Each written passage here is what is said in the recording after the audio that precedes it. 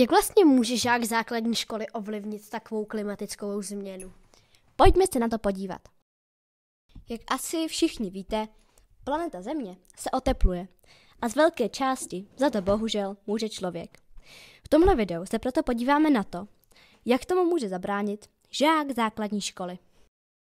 Tak například, když jdete do obchodu, tak místo toho igelitového sáčku použijte radši šitý látkový.